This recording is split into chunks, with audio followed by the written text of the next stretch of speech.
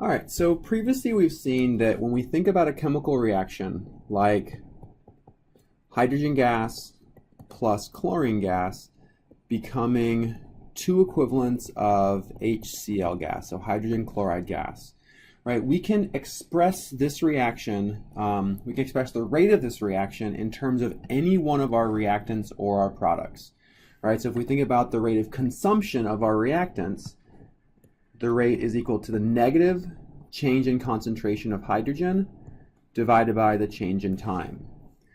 We could express it in terms of chlorine, where the rate of consumption of chlorine is equal to negative change in concentration of Cl2 divided by the change in time.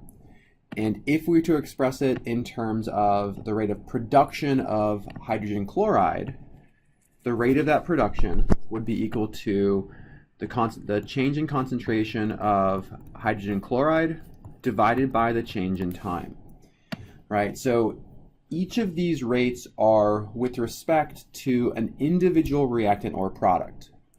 And we can, from this, come up with a rate of a reaction, right? So the rate of the reaction is going to be the rate corresponding to the consumption or the production of any reactant or product with a stoichiometric coefficient of 1, right? So we have a 1 in front of hydrogen, we have a 1 in front of chlorine.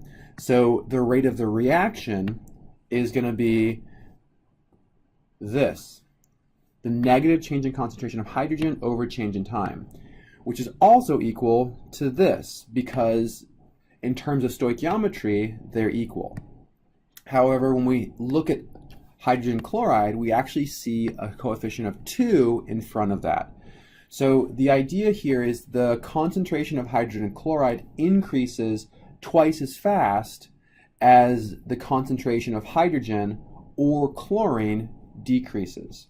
So these rates are not equal. So they're not equal.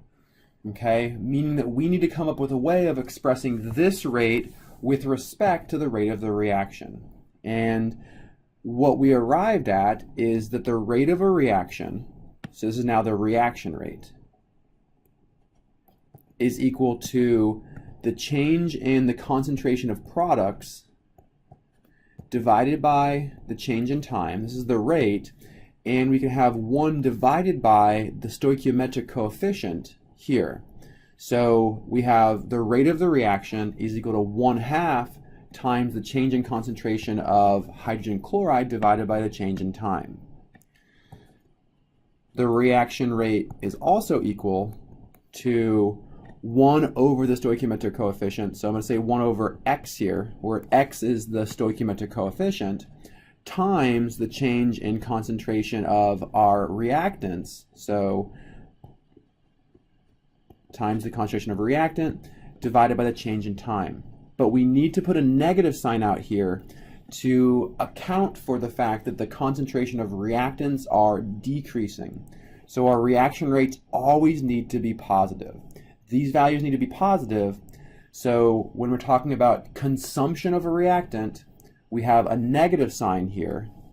And we normalize it by taking those rates divided by the stoichiometric coefficient. In this video, we're going to take this idea one step further. Okay, so if we think about plotting this, which we saw in the last activity, right? If we think about plotting this as the concentration of hydrogen versus time, what we would actually see is this kind of, let's see, close. What we would actually see is kind of this curved line where the rate of the reaction is the slope of the line, but it changes as time progresses, right? So this pink line here is the slope at any given point. So at this point here, at this point here, or at the very, very beginning. The slope changes, meaning the rate changes, okay? So what we need to be able to do is to come up with a way to describe the rate of the reaction as the concentration changes. All right, and these ideas, this relationship is known as our rate laws. Okay, the rate law is it's an equation that describes the rate of a reaction at any concentration of a reactant or product. So in general, we can think about our rate law as being the rate equals this lowercase k, which is our rate constant, times the concentration of reactants to some power. Okay, this is the form of rate laws. Okay, so if we think about our reaction where we had hydrogen gas plus chlorine gas becoming HCl gas, we could propose a rate law where the rate of the reaction equals a rate constant times the concentration of each reactant to some power. Okay, all reactants get considered. So the rate equals K times the concentration of hydrogen to some power and the concentration of chlorine to some power. Okay, and this rate law can be used to help us understand the rate of the reaction at any concentration of hydrogen and chlorine. In the next video, we're going to explore each piece of this rate law in a little bit more detail, and finally we're going to come up with a way of predicting the rate law for any chemical reaction given experimental data.